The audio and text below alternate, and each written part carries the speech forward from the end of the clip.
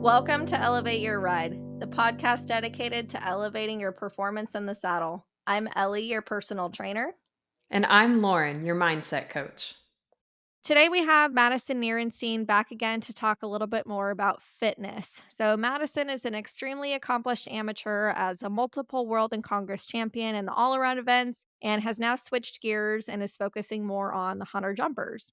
Madison, can you tell me a little bit more about your relationship with exercise and how that has impacted your riding? So I have been into health and fitness since middle school. It's been a long journey for me. Not to get too into the weeds, but it was just kind of an escape for me when I was younger, and a way for me to kind of get out of my own head. And obviously, working out and fitness makes you feel better, and you learn how to eat, and it's just such a great escape. So I have been working out for many, many years, and that has evolved into doing some kind of bodybuilding style-esque workouts throughout the years, and recently transitioning into more functional health and fitness, focusing on how do the exercises I do impact my day-to-day life. As I've gotten older, things start to creak and crack and things start to hurt. So, what kind of exercises can I do to continue to keep up my fitness and make myself feel better on a day to day basis? So I'm assuming that you used to focus a little bit more on aesthetics, and then now you said you're trying to focus more on the functional side of things. Was there a moment or an experience that you had where you said, wow, like I need to make this shift and focus more on my body functionally as opposed to just on the aesthetics? Yeah, so I would say in high school through college, it was very aesthetic focused as well as lifting focused. So, not only kind of how I looked, but how strong I was. So, I worked with different trainers, did a lot of bodybuilding style focus exercise, could squat a ridiculous amount for my height and weight, and just focused a lot on lifting heavy and how I looked. I would say the biggest transition point for me, there were a lot. Timing honestly came into it. So when I was, I'd say through mostly college, it picked up a lot in terms of how much I worked out. I'd probably say at a minimum 6 days a week. And then on day seven would be some sort of yoga or rest day. And I was so into it that at every horse show I would go to, I would literally find a gym in that area. So I remember when I went to a Florida horse show, I found a gym and signed up for like a week trial at the gym. I remember telling the guy that I was visiting, and I think he thought I was probably moving to Florida because he was trying to get me to sign up for the gym membership. And I was like, "No, I'm literally just here and just very dedicated." And honestly, I think the transition point for me was a timing thing. I started to just run out of time to be able to accomplish all of the different goals that I had at the horse shows. I would be very tired because I would go work out super early in the morning, and our horse show hours are insane as well. So the ability to kind of balance all of those things definitely made the shift. I'll be honest too, I think a lot of it had to do with the food side of things for me. So when I was super into the bodybuilding style workouts, I also was into meal prepping, macros, all the things that kind of goes along with it. And I started to have a super unhealthy relationship with food and recognize that I would be able to tell you exactly how many calories were in the egg I was eating or the side dish. And it took the joy out of eating for me. So I really took a step back at that point because I realized that it was sending me somewhere where I just really didn't want to go because it was supposed to be this kind of joyous place for me that fitness had created, and it was moving in the wrong direction. So at that point, I kind of reevaluated how I was feeling and what my priorities were and made the shift then. Did you notice a difference in your riding when you started focusing more on the functional side of fitness as opposed to working on just strength and aesthetics? I would say the biggest thing I noticed was cardio. So when I was focused on strength and aesthetics, I mean, the most cardio you would catch me doing is walking on the treadmill because it was so focused on building muscle that, we wanted to make sure that we weren't burning too many calories. You didn't want to burn the muscle that you were building. And so it was very steady state. Obviously you're still burning fat, but it was not focused on actually improving your cardiovascular health. It was very much focused on how you looked. So I would say the biggest difference is when I started incorporating the Peloton, or I had a small stunt where I started running every day. I no longer do that, but that's a great habit to be in. And that really, really improved my riding, especially in the showmanship. I'd say that's the biggest area where I noticed it. I used to be so out of breath, even just after a really simple showmanship pattern, let alone one where you're extending the trot for 3 years. So that was the biggest difference I noticed in terms of encouraging myself to do a bit more cardio because it was something that was foreign to me and very uncomfortable and something I knew I didn't like. So I forced myself to do it, and it really did make a huge impact in also just how I felt on a day-to-day basis, and I think my overall health and well-being as well as my time in the saddle. Yeah, I'm really glad that you were able to find that transition because I feel like most people start off on their health and fitness journey just focusing on, okay, like how strong can I be? I want to build that six pack, focusing on what you look like instead of being functional and focusing on how you feel. So that's great that you were able to kind of find that relationship with exercise. What does your current workout routine look like? So it's not nearly as regimented as it used to be. And I honestly love that because it allows me to really enjoy what I'm doing in my workouts. So I actually do a combination. I just recently started F45, which is sort of I would say, similar allude to what I used to do with weightlifting, but it's a class. And so you do kind of what you would do in the gym, but in a group setting. And I found that actually I really like working out in groups, which was not the norm for me before. Before I was very focused on myself, just working out alone, didn't really want to work out with other people. But I find you can learn a lot in a group class and also learn a lot from working out with other people, as well as just have other people there to motivate you. So, this particular program has lifting classes as well as cardio classes. I have a Peloton at home. So, I try to do that, although I've had some issues with my pelvis. And so I can go into that more, but I have to be kind of strategic about which exercises I do, which also is part of the reason why functional fitness has become more of something I'm focused on. And I have tried to incorporate a little bit more stretching as well as yoga exercises because I think that often gets overlooked and is probably, in my opinion, one of the best things that you could do for your body with any kind of weight training or cardio is incorporating some sort of stretching. Yeah, all that muscle doesn't do you any good if you're not able to move your body through a full range of motion. You're not gonna be Right. able to go through daily life very well, it's gonna be hard for you to do basic tasks like bending over and picking something up off the ground or something as simple as stretching over the bed to make the bed, right? And then same thing when you go to ride, if you have all that muscle, it's almost going to weigh you down and you're just going to feel like you can't move dynamically with your horse. You don't have the mobility to lengthen your legs down and lift your horse's belly up to your seat. You won't be able to pull your horse's head around and rotate the way that you need to. Like being functional and having mobility through your joints and through your muscles is so important when you go to ride. So, you've kind of made the switch from the all around to the jumping. Have you noticed a difference in how you need to prepare your body differently for the jumping versus the all around? So, yes and no. In one way, I'll say that I think it has taught me how to prepare my body for all styles of riding and that I had not really been doing it right.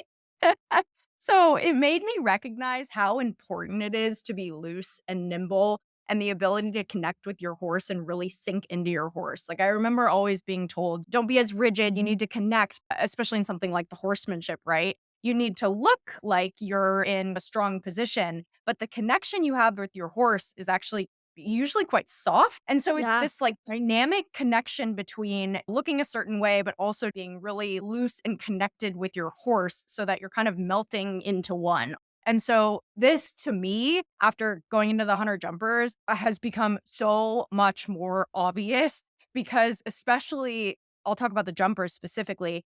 I'm currently riding a horse that is fastest horse I've ever gotten on in my life. And whenever you are tight, that means go. And so if you can't sink into him and relax and take a breath and let him know, okay, we're flatting, it's not time to go yet, or you're not at the jump yet, he's going to try to take off. So this has been the best horse for me to learn on because it's been such an eye opener for me to say, there's no option to be tight and rigid. You have to mesh with this horse. You have to sink in. And I think I've actually been able to get away with being tight and rigid a bit more in the all around versus the jumper is taught, at least this specific one, that if I'm tight, rigid, I'm, up in 2 point, we're ready to go, that we're going somewhere. And so for me, I think, yes, in a sense, I probably should have had been able to do that right in the all around because I think there's so much crossover between different disciplines of what we can learn, but it has made it so that I'm forced to do it when I'm on the jumper because I really need that connection. And so when I used to lift weights, I would get so tight afterwards because I didn't have a good stretching plan in place. And so my muscles would be tight and I would feel tight on the horse. And when I get on the horse, I'd be sore and I'd be uncomfortable. And yeah, maybe I'd get away with it, but that's probably why I wasn't the best horsemanship rider out there, right? I think there's so much that goes into the connection with your horse that for me now is just I can't get away from. So it's a great thing. It's a great learning curve. Hi, everyone. It's your personal trainer, Ellie. If you're looking to become a stronger, more balanced, and flexible rider, I'm here to help. I offer virtual personal training sessions and customized workout plans that you can complete on your own. As a fellow competitor, I understand the physical demands riding requires, and my goal is to help you perform your best for your horse, whether you're preparing for a show or just want to improve your everyday rides. Visit lopindowntherailfitness.com or click on my website tab in the notes of this podcast episode to learn more. Let's work together to elevate your ride. What has been the biggest challenge for you physically going from the all around to the jumping? Oh, the muscle groups that are getting targeted, tweaked. Oh my gosh. I mean, just getting on the horse and learning a true 2 point position, holding yourself up out of the saddle for, there's some lessons where I do no stirrups or I have to be in 2 point the whole time. The soreness in my back muscles, I remember literally during one lesson, I would have to go into like a slightly different back position or like a little bit more hunched than normal because the actual position I was supposed to be in hurt so badly to hold it because I just wasn't used to that position. And so it's been a huge learning curve to be able to teach my muscles like, this is okay. This is where you're supposed to be. Bring my leg further back and actually teach your muscles to learn that that's the position that they're supposed to be in. And there are definitely some overlaps in terms of the Western world or the English all around and the hunter jumper for sure in terms of positioning, but it is a lot more forward. Even if you compare the hunter under saddle in the all around world versus something like the jumpers or the hunters, it's seated back a lot more. And so even though they're both English, there are so many different ways that you're positioned that are slightly different. So that's been, I'd say, the biggest learning curve, especially for my body, is just I mean, it's kind of repetition of teaching your body what it's like to be in those positions and being okay with that. Is there a difference in your positioning for the hunters versus the jumpers? Oh, this is like the ultimate question. I feel like I'm not qualified to answer this because I've only been in there for a certain period of time, but there is a huge controversy, I'll just say this, between how hunters ride and how jumpers ride. Typically, hunters are you're showing off the horse, so at least from what I've seen, they're a bit more forward and on their necks to kind of over exaggerate this beautiful fluid stride that they have versus the jumpers sit a little bit further off their neck. And so again, there's this huge controversy of, oh, hunters can't ride because they're just falling over on their horses' necks and blah, blah, blah. But it's just a different form of, I guess, riding in a way of where your position is. And not to say that one is more right than the other, but that is a huge, a huge controversy in the English world of hunter riders versus jumper riders. So that's funny. And I would imagine that your cardio fitness needs to be at a much higher level when you're riding the jumpers than the hunters.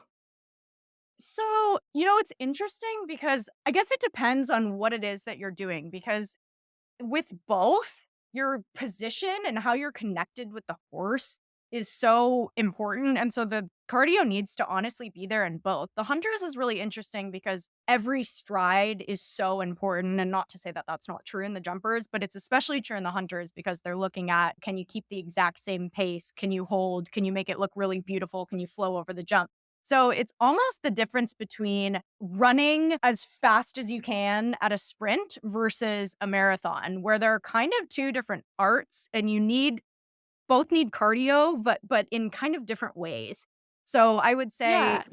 yeah, to hold yourself on in the jumpers because you are going really fast for sure. But I'm out of breath for both. Yeah, that's a good point. I guess that I've jumped, like, a few times, but not since I was a youth kid, so, I obviously don't know a whole lot about it. I just had assumed that the jumpers would, challenge your cardiovascular system to a whole nother level compared to the hunters, but that totally makes sense where you're focusing on every stride kinda more like what we do with our all-arounders, and we know how much strength and cardio it takes to be able to ride those to the best of their ability. So that makes sense. I guess I just never thought of it like that. Yeah, totally. So, what are the biggest areas that you struggle with personally with your body when you ride? Ooh, I would say other than the one we touched on, which is just being able to hold your position, but also kind of melting into the horse. I think breathing, which is so funny because it sounds so obvious, but I've had so many times where, you walk out of a pattern and someone's like, hello, breathe, like remember to breathe. That's Yeah. something that's been really apparent in the jumpers as well, because if you hold your breath, any horse you're feeding into, you're letting them know, "Oh, there's something wrong," or, I'm tight. It's not gonna be that fluid motion. So I would say that that's something that I've really had to focus on to be able to connect with my horse in that way. And then you talked about your pelvis a little bit, but do you have an injury? Like, what happened with your pelvis? Yeah, so I've landed on my pelvis so many times. I don't know what it is about falling off of a horse. I I guess knock on wood that I haven't heard anything else, but the only thing that I've ever landed on after falling off a horse is my pelvis. So at this point, I got an MRI recently. I've got some arthritis. There's some things that are just not quite aligned there that chiropractic can't fix. I do go to the chiropractor, but so a lot of what I have to do is just making sure that there's certain exercises, especially outside of horseback riding, that don't inflame it because I'm not going to stop riding. And so, of course, the first thing they're going to tell you to do is, well, you're putting pressure on your pelvis, especially with something like English where you're posting the trot, right?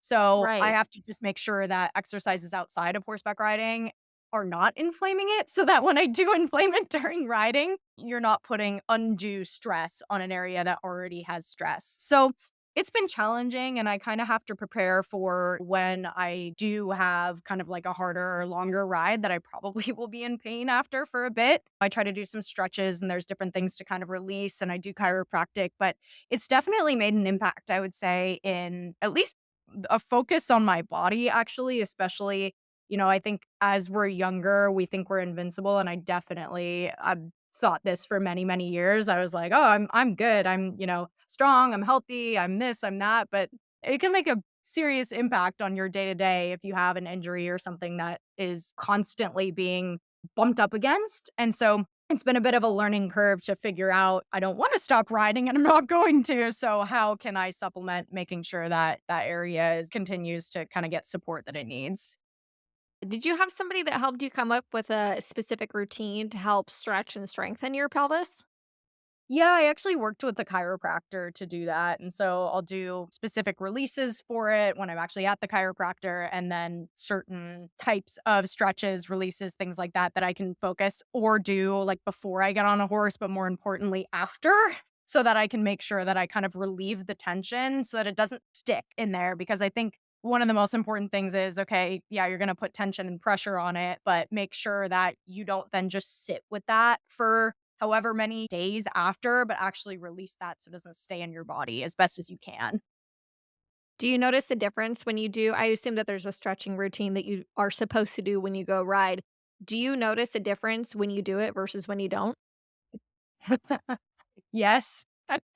And it's so funny because It's something that really doesn't take that much time, but either you're in a rush or you're running to do something, or, you're in public and it's awkward and you're like, oh, whatever, I'll just do it Yeah. later or what have you. But I mean, at the end of the day, your health is what's most important. So if you can take the extra, it's never more than 5 minutes either. It's like 5 to 10 minutes and it makes a huge impact on your day and your life. And so I feel like it's similar actually with on the mental health side, like I meditate every day. And if I skip a day, I notice a huge difference. And if we could just convince ourselves we know the truth of that, okay, we should do this before we ride, or we should do this every single day. And just sticking to the program, even if it's working, sometimes it's hard. I'm interested in that you meditate every day. Tell me a little bit more about that. Like, what got you interested in that? Do you do it every day when you get up? Like, what's your routine for it? Yeah, so I do it. It would be awesome if I did it in the morning, but I totally rush into my day, which is something that I for sure could learn from and actually take the time to do in the morning. But I do it at night, which was, I think, the biggest thing I would say is I was so anti meditating because I was like, "Oh, it's a waste of time, and I am already conscious of how I'm feeling and blah, blah, blah, and I don't have the time for it."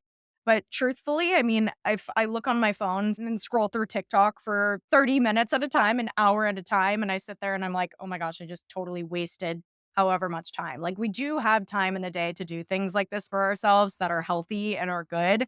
And so for me, I just realized that I wasn't taking a breath during the day or actually recognizing like how I was feeling or how the day was for me. So I like to reflect at the end of the day and just check in with myself to see, am I happy? It sounds so basic, but oftentimes we're just running at 100, or at least for me specifically, and I just don't slow down to actually check in to see if I'm okay. And so it's a way for me to just, how is the day? How am I feeling? What am I stressed about? What am I worried about? What can I let go? And I think there's a lot of confusion around what is meditation and, oh, I have to think about absolutely nothing. And I mean, honestly, it can be whatever you want it to be. There's some days where I'm so stressed and all I want to do is sit there and think about nothing. And I've been able to now get to that point of where I actually can think about nothing for about a minute and a half and then things creep in, which also is totally fine. And then there's days where I literally sit there and I question in my brain. I talk to myself in my head of, how are you? And I've had so many insights and just amazing things that have come up in my meditations that have been pretty life changing for me. So I've continued to do it because at first I was skeptical. And then I just was like, oh my gosh, some of my best insights or ideas about mental health or how I'm feeling or what I need in that moment. Do I need to be working out more? What am I missing? Have come up for me. I love that you do that. Thank you. Yeah, like, it's so true. So I've actually started developing like a nightly routine literally just this week because I think it's so easy to, at the end of the day, you want to just decompress by scrolling mindlessly through TikTok or through Instagram or through Facebook. Like as a horse person, I feel like we spend a lot of time on social media, right? But then Yeah. people claim, oh, I don't have time to work out or I don't have time to meal Yes. prep, all this stuff. It's like, well, have you checked your screen time? Right. And that might tell you if you actually have the time or not. So I was noticing that in my own personal life, my sleep quality was not where it needed to be. And so I really focused on developing a night routine. So at 9 o'clock, I'm start like phones away, no longer working because I get into the bad habit of, oh, I'll just work from my bed late at night Yeah. or I'll Yeah. scroll through Instagram or something like that. And then, it's like, okay, like it's 10 or 10:30, it's time to go to bed. And I put my devices away and I'm just staring at the ceiling. And then I'm not able to sleep well because I'm just thinking about work, thinking about Instagram, right? Like my brain is in a million places other than sleep. So I bought my boyfriend and I these books. I think it's called The 7 Habits of Highly Effective People. And I'm just kind of in this stage in my life where I want to keep building my businesses. I want to keep being the best that I can be in the horse world, be the best that I can be in my personal life, in my fitness, all this stuff. So I purchased these books for my boyfriend and I to read at night. And granted, we're only on like day 3. Like I said, like we literally just started doing this, but I think I slept like a good hard 10 hours both nights after I did That's it. awesome. So, I'm really glad that I started doing that. I haven't gotten into the meditation yet, but maybe at some point. Yeah, and I would say, I mean, I think the biggest thing for me is I was so overwhelmed by this like trope of like, oh, and then I get up at 5 in the morning or 4 in the morning and I go on my morning run and then I meditate. And you're like, what, how are these people doing all of these things? And they're so healthy and just feeling like, oh my gosh, I'm never going to be that person. And I think just taking a step to look at, okay, what small tweak can I make in my life that's going to add value that doesn't feel super overwhelming to me? So when someone said, hey, why don't you try meditating every day? I thought, well, I don't have 30 minutes. And then I thought, okay, well, what can I realistically do? I can do 5. And so I started with 5 minutes a day at the minimum. I'm going to just allocate that to myself. And if that's all you do, then that's fine because at least that's a starting point for you. And I think it allows you to be able to then just decide if that's something that you want to continue to do or if there's something else that you want. And I think that's something that I used to get caught up in, which is like, oh, I have to work out every day and I have to meditate every day and I have to stretch every day. And it's like, it almost makes it harder to achieve because you kinda set yourself up for failure, especially with something that's a new habit that you're trying to form. Right, like, when you're trying to build that new habit or make that lifestyle change, you just gotta start small. Like, you're totally right, like, you start with 5 minutes a day. Like, you have to make it into a habit before you can go all in. Otherwise, you're just gonna feel overwhelmed and then quit and go back right where you came from. Are you looking for that extra competitive edge, struggling with show pin anxiety, or looking to set and achieve meaningful goals with your horse? Schedule a session with me, Lauren, your dedicated mindset coach. As an experienced competitor, I understand the mental demands required to excel at the highest level, and am here to support you in building a plan to help you stay accountable and reaching those goals. For more information, check out laurencervelli.com or click on the website link in our show notes. Let's work together to elevate your ride. So, Totally. I have a question for you. How do you balance a social life with riding, showing, prioritizing your own health and fitness? How do you balance all of that? Oh my gosh. Pick 2. No, just kidding. Yeah, I would say, the biggest thing for me, and part of the reason I did take a step back from showing was I was balancing showing, running my own business, my social life, my personal life, and all of those things combined. And I think, at the end of the day, somewhere has to give. And so you can decide, okay, am I going to take from all of those things so that I can keep everything on the table? Or is one going to fall off so then I can reprioritize the other ones? So, at least for me personally, right now, I decided to take a step back from showing so that I could focus on my business. And I have been spending a ton more time over there and it's been fruitful. And so that's great because it's always nice when you put more time into something that it ends up working out. But I think, fitness wise too, I just look at my schedule and I have a ridiculous calendar. I mean, I have everything color coded. And so I choose, okay, on days that maybe I have a lesson, I might not put my fitness on those days. And so this Thursday, for example, I have F45 from 7 to 8 in the morning. So I'll do that before work. And then Friday, I have a lesson. And so I'll kind of make sure that there's certain days where I'll prioritize my client meetings. So Mondays, Tuesdays, Wednesdays are pretty heavy client meeting times so that Fridays I have a little bit more flexibility for lessons. And so it's a bit easier now that I'm not showing. When I was showing, it was hard. I mean, I was running on 100 and I think the mental health side of things wasn't as strong. So you just kind of pick and choose your battles and determine kind of what you want to prioritize at the time. So I will say I still have horses in my life and the ability to take lessons. And I did show the 100 jumpers for a small period of time. Yeah, I mean, it's what you're saying, which is just a balancing act and kind of priority areas and determining what's going to be number 1 on the list and what's either going to be number 5 or drop off the list. Do you try and sit down and plan your week ahead? Like, I'm going and writing on these days, and then I'm working out on these days. And do you try to stick to your schedule? Like, how do you balance that part? Oh my gosh. I'm like 6 months scheduled out. So I I love cannot that. function. Yeah, I cannot function without a schedule, especially because I run my own business. So I'd say Oh, yeah. first priority is putting client meetings in place. I do have a weekly F45 training session Thursday morning, 7 to 8 a.m. So I know that's always there. And then I have a weekly lesson Friday mornings at 11 a.m., so long as it doesn't rain. So I have things in place that are standing.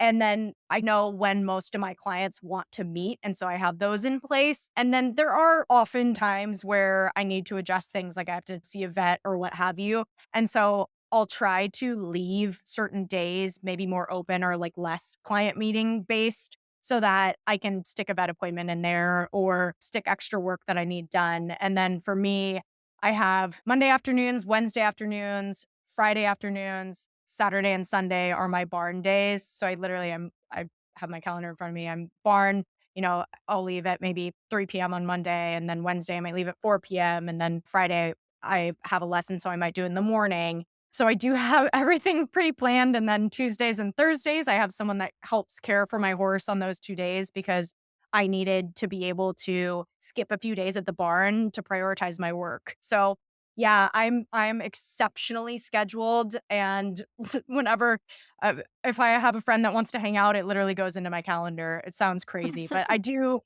I'm it's the how same I way. allow yeah, it's how I allow, myself to be able to make time for all the things that I want to do, especially if trips come up or I need to travel. I'm then able to tell a person who's caring for my horse, "Hey, I'm travel in 3 months. Here are my dates." So I'm very meticulously scheduled.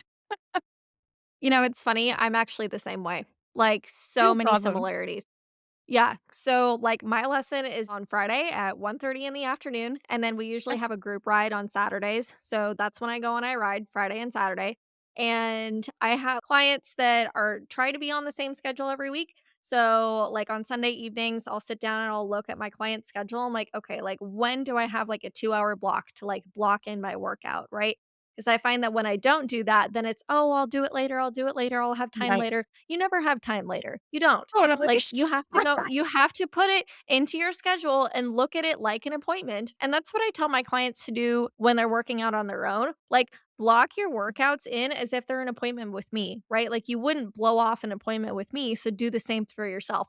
Well, I had to do the same thing for myself. Like, I literally have to make appointments for myself to go and work out. And I actually did that today before our podcast. I had it blocked out. That was when I went on my walk. This is when I did my stretching. Like, I have to block it out. And tomorrow night, I have it blocked out on my calendar to go hang out with my best friend because she's moving I away love from it. me. So I literally also have to put my friends in my calendar. And we've had that on the calendar for, I don't know, 6 weeks. Like, I Yeah. literally have to plan out everything. It was funny, my family, they wanted to do this, like, family golf tournament, and we were talking about it, I wanna say in January, and my family was like, "Okay, Ellie, like, when can we get penciled in for a family golf tournament?" And I was like, May." Yeah, That was when we exactly, planned it. exactly. This yeah, we're on Cinco de Mayo. So I'm like, literally, like, that's how far out my schedule is. So it's funny that our schedules are so similar, right? But that's what you have to do when you own your own business and when you're trying to ride and prioritize your health and fitness and see friends, right? Like, that's what you have to do. Otherwise, it never gets done.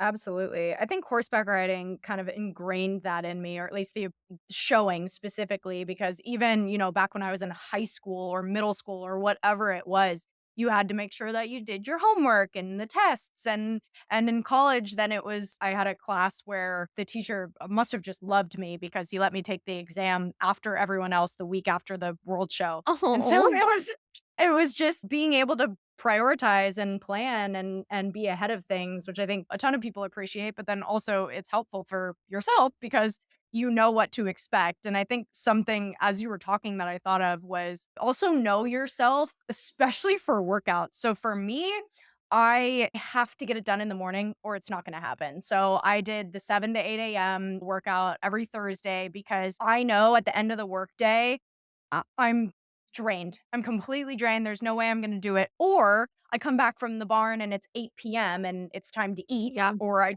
just don't have time. And so some people aren't early risers, so they know there's absolutely no way they're gonna wake up in the morning. So just determining what is going to be a good plan for you to set yourself up for success, because the worst thing you could possibly do is say, I'm going to work out at 7 in the morning and just absolutely not be a morning person and know that there is no way on planet Earth that you're going to wake up for that. Then you're just going to feel bad because you missed it. Yeah, that's me. I cannot get up and work out in the morning. I can't. I like my body is not there and prepared. Anytime I've ever made it happen, like, there's sometimes where I do have to work out in the morning, otherwise it's not Yeah. gonna happen, right? But my workouts never go the way that I want them to because I have a really hard time eating in the morning, and you have to eat before you work out. You can't just roll out of bed and okay, I should say it differently. It's not Yes. ideal I'm to like, roll out of oh, bed and go do a workout. And I know specifically for me, I can't do that. Like, I'll get super dizzy. It just totally. would not work for me. So I have to do an afternoon workout. That's what works best for me because I used to be an evening workout person, but Yeah. the busier that my business gets, the more drained I am at the end of the day. And I'm like, I literally have no energy to work out. So I know that for me, I'm now an afternoon workout person and you're a morning workout person, right? So we should, never be workout buddies, right? Because our schedules don't align. So you mentioned that you like to work out in a group setting, and I think it's great to work out with a group, but you have to make sure that within that group that your schedules align. For sure. Like For sure. it's only going to work if everybody kind of has the same goals, the same level of fitness and the same schedule. Otherwise, you're just going to be fighting something that you don't need to fight when you're trying to work out.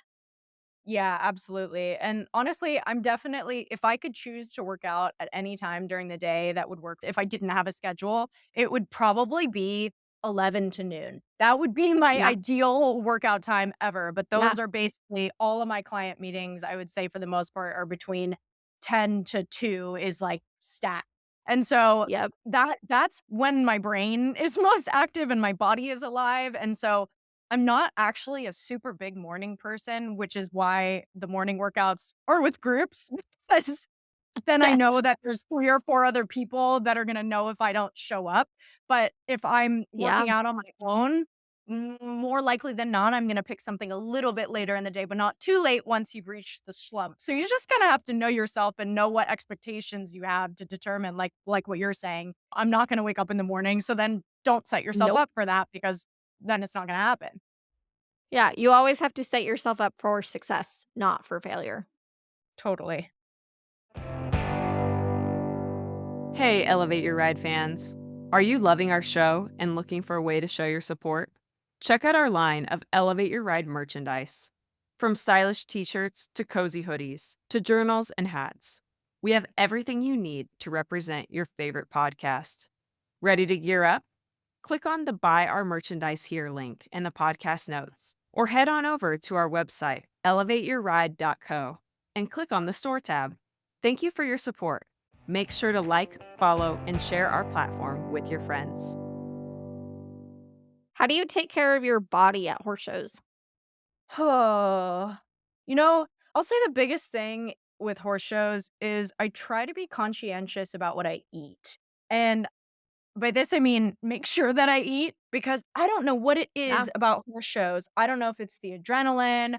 I don't know what's going on, but it'll be 3 p.m. and I haven't had food. And I'm like, this is Oh not gosh. this is not okay. It's so funny because that used to be my mom's favorite job when she used to come to horse shows with me way, way back when. Is she'd be like, have you eaten? Have you done this? Have you done that? And I so miss that. I so miss that having someone there to say, "Hey, remember to eat." So that's something that I try to prioritize, which sounds ridiculous, but I don't know what it is about horse shows, but so long as I can make sure that I'm getting the sustenance I need because we're on our feet the whole day. The biggest difference I'd say between like the hunter jumper shows versus the all around, and I think part of this has to do with the fact that I also know a ton of people in the all around world. I like to hang out. I'm there the whole time. Even once I'm done showing, I'm hanging out. So I'm walking around, I'm on my feet. You're waking up early in the morning. You might show way later at night. You need to make sure that you're eating enough food and eating substance. And so I try to sometimes, depending on the show, I will actually bring instant oatmeal with me to the hotels so that I can eat in the morning and know that I have something to get me going. And then typically I'll eat whatever at the horse show. I'm not super worried about trying to be the healthiest person on planet Earth. but making sure that I'm eating a good amount of protein, trying to get some vegetables in. And then I personally try my best to avoid a ton of sugar only because I spiral and I know myself. So if like at the Congress, if I eat a cinnamon roll on the first day, I will have a cinnamon roll every single day thereafter. So I just know that personally about myself. So I try to make sure that I'm eating as best as I can, but then I'm going to treat myself because we're at a horse show and we need food. And sometimes you just need sugar, and that's fine. Yep, 100%. So you mentioned that, you used to be really into the calorie counting and watching everything that you ate, and you became obsessive with it. How has your relationship with food evolved over the years? Yeah. So at the very beginning, I would say I was so focused on what kind of calories I was eating, calories in, calories out, making sure that I had to eat enough chicken to ensure that, my muscles were growing. And it got to a point of where I just was recognizing, uh, it's funny because it's not that I didn't want to eat, it was almost that I couldn't eat enough to be growing the amount of muscle that the coach at the time wanted me to eat. So it was like this feeling of almost feeling like sick or engorged because you're eating so much, but then you would then go into the cut. And then when we went into the cut, I felt like I was starving. And so my body just went through these crazy transitions of where I'd be totally feeling like I'm eating way too much. And then the next couple weeks feel like I was starving. And so it just made my relationship with food terrible because I'd either be on both ends of the spectrum. I wouldn't want to touch anything because I felt engorged, or I would be so starving that, I'd hit my calories by 6 p.m.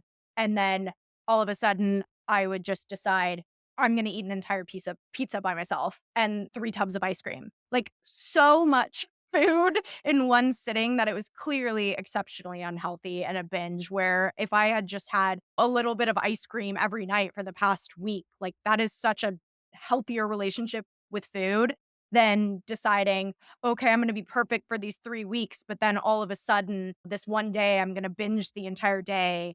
And then it would turn into during this specific bodybuilding exercise slash meal plan, I had to be 90% good. So Monday, Tuesday, Wednesday, Thursday, specific meal plans, only these 3 meal types, only this amount of calories, X, Y, and Z. But then Friday night, I could have whatever I wanted. Well, the problem was I was so obsessed with the fact that I could get whatever I wanted that I would just binge. And so it was very obvious, and it's so funny looking back because honestly, that is a big part of the bodybuilding community in a sense of having your quote cheat meal. But the problem is then it becomes this like idea that you're not really supposed to eat these foods. So then I would feel bad about eating an entire tub of ice cream. But it's fine because I'm not ruining the progress because it's on my cheat meal. And it was just this Yep. horrible cycle of why am I feeling this way about food and recognizing that when I wasn't doing that, I wouldn't binge on the quote unquote unhealthy foods. Like I was normal, if you will. And so I began to realize that I wanted to take a step back because I actually ended up feeling better and funnily enough looking better when I wasn't doing that because I wasn't spiraling back and forth and back and forth and back and forth. I actually had like a sense of normal with how much I should be eating and how much I felt like I wanted to be eating. And so I just decided at that point, I had told the trainer at the time, and I hope no one else has this experience because it was pretty horrible. But I basically said, I don't feel like this is working for me. I genuinely feel like I have an eating disorder. And I remember him telling me, well, maybe you're just not committed to the lifestyle enough. And that was the tipping point for me because I was really disgusted by that statement, first of all. Second of all, if anyone tells you that they have a problem, believe them. And also, he should have been the first to say, "Oh my gosh, we need to fix this. That's horrible." So that was honestly probably the turning point at which I decided to also like move away from this kind of bodybuilding focused on how you look, uh, building muscle, blah blah blah, and moving towards a healthier relationship with food. And so I just like backed off completely and I let myself eat what I wanted And I did learn a lot about food groups and you should have protein and you should have vegetables. And so I was able to then incorporate that into my meals to say, okay, maybe I should have protein during lunch or maybe I should add this. And I slowly kind of regained my love for food and also cooking too and learning to make things taste good because I also think a big thing in the bodybuilding world is like a plain chicken and just like plain vegetables and just like eating kind How of gross tasteless can you junk. make it? Yeah, Literally. And yeah. so I just was like, okay, this is gross. Like, I'm not even allowed to put, it would literally say 1 tablespoon of ketchup, low sugar. Like, Oh, yeah. I'm Or no sorry. seasoning at all. Exactly. So I moved away from that, have just a way healthier relationship with food. And honestly, in my opinion, it totally depends on what you want to look like, right? But I think I look healthier because I wasn't binging or going back and forth and bouncing between being really tiny and feeling super bloated. And it was a journey and it was a struggle. And I think anyone who's had issues with like body image or eating disorders in general too, it's tough because people will be like, "Oh my gosh, you look amazing right now." And I'd be like, "Thanks, I'm starving to death." Like, and it's this like Yeah. feeling of, "Oh, great, like, it's working," but also knowing it's so bad for you. So, first off, I wanna say 2 things. First off, unfortunately, not every personal trainer is going to have your best intentions in mind, and that's really shitty that you had a personal trainer that cared more probably about what their own self-image looked like as a coach than Totally. what you were feeling and looking like as a client, right? Like, how your client looks and feels about themselves should be your number 1 priority, not, Absolutely. "Hey," talking with your other personal trainer buddies, "Hey, look at what my client can do." You know what I mean? Like, I Right. feel like it's easy to get into that culture, especially when you're a personal trainer in a gym. But the other thing, so there's this other podcast called The Resilient Rainer by Nicole Burnett, and I was actually listening to her the other day, and she was actually talking about, I think it was talking about how you view your self worth as an equestrian. And she said it's important not to take either positive or negative comments too close to heart. And the reason why is because you need to believe in yourself and you need to not take what other people say too much into account for how you view your own personal success. Because you're totally right. When you were starving yourself and when you felt like shit and you weren't happy with yourself, but you had all these people telling you that you looked great, it's this really conflicting place to be in, right? Because you're not happy with how you are, but yet all these people are telling you how proud they are of you and how you look fantastic and how you look so much better and oh my gosh, you must feel so much better, right? So learning how to not take positive comments and negative comments too close to heart is going to be really important in your health and your fitness journey. Oh my gosh. Major claps to that. That's literally actually one of the insights through my meditation that I had, which was I recognized that I was so focused on what other people would suggest and reach out to other people for advice on certain things that I didn't even know what my own answer was. And so that was something that through meditation, I was like, wow, I am like immediately, if I don't know what to do in a situation, I'm like, "Oh, well, I'm just gonna ask this person and this person," to the point of where I don't even have my own opinion or perspective, and so that's been something where I've been able to be really introspective with myself to determine what my perspective is and then be open to other people's perspectives, like what you're saying, be open to the comments, but not take them too close to heart and determine, that's my truth because it might not be. So, how have you been able to get away from that negative image with food to where you are now?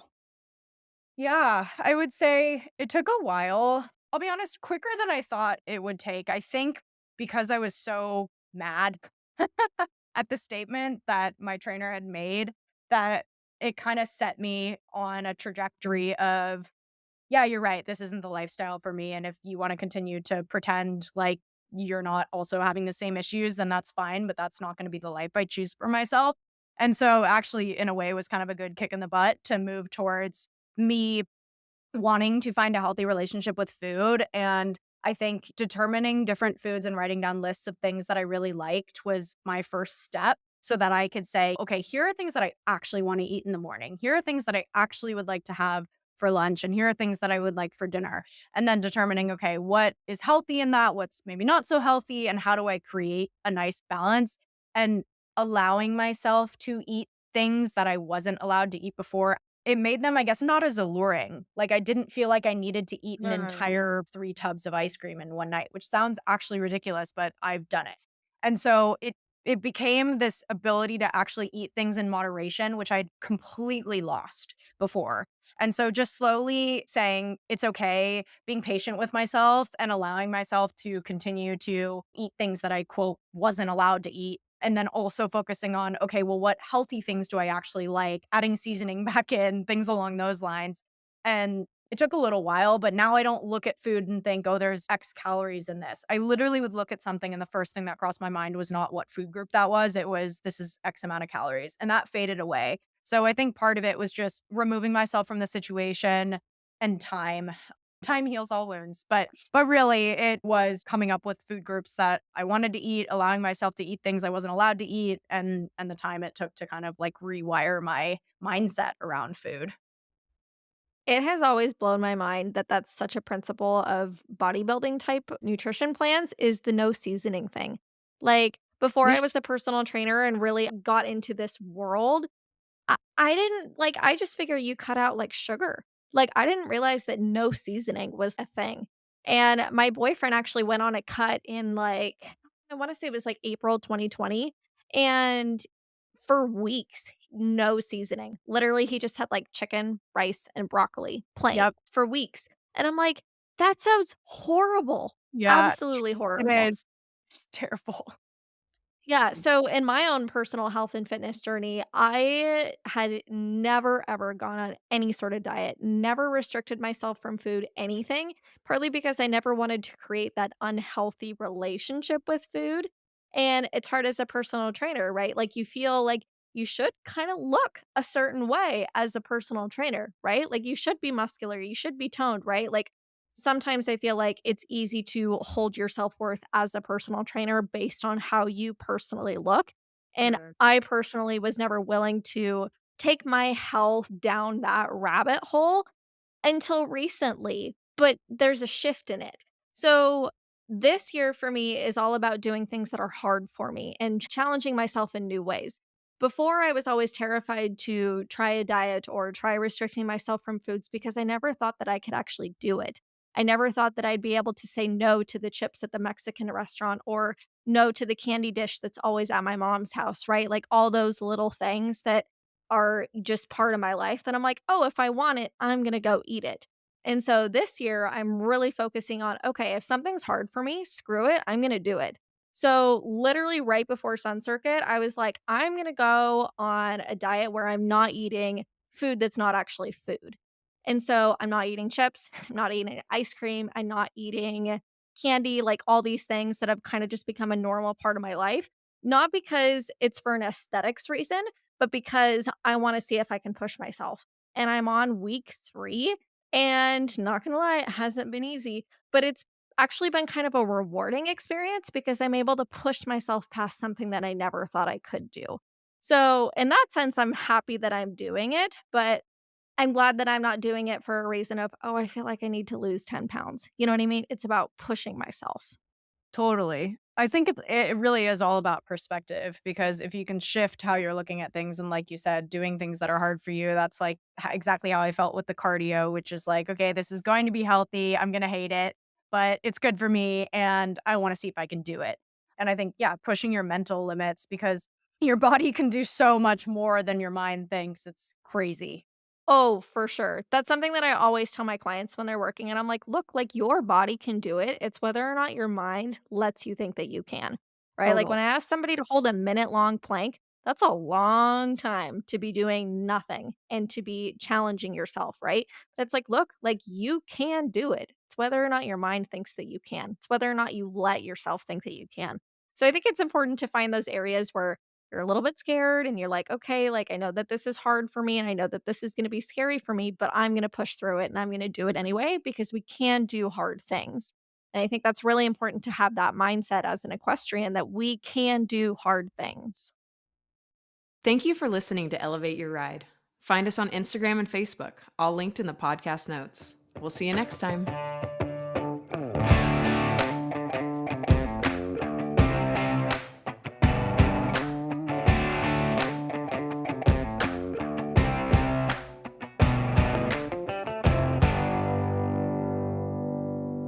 The information provided by Elevate Your Ride is for educational and informational purposes only and is not intended as medical or professional advice.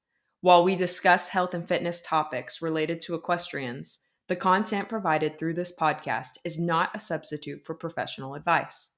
The views expressed by the host and guests on Elevate Your Ride are their own and should not be taken as professional guidance. We strive to provide accurate and up-to-date information, but we cannot guarantee that the information will be applicable to every individual listener or that it reflects the most current research or guidelines. Before making any changes to your health and fitness routine, we strongly recommend consulting with a qualified professional who can provide personalized advice based on your individual needs and circumstances. Elevate Your Ride and its creators will not be liable for any direct, indirect, consequential, special, exemplary, or other damages arising from the use of information on this podcast. Thank you for listening to Elevate Your Ride.